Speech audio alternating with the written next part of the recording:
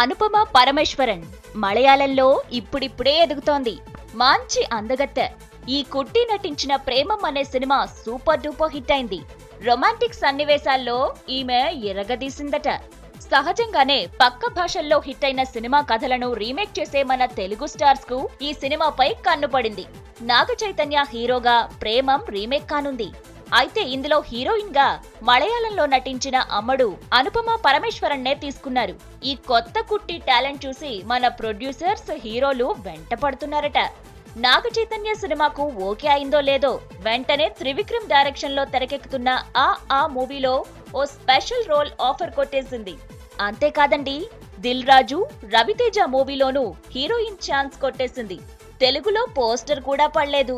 అప్పుడే ఆఫర్స్ పై offers కొట్టేయటమే hot topic అయింది. అసలు ఈ అమ్మాయిలో ఉన్న బ్యూటీ ఏంటా అని తెగ వెతికేస్తున్నారట సినీ జనం.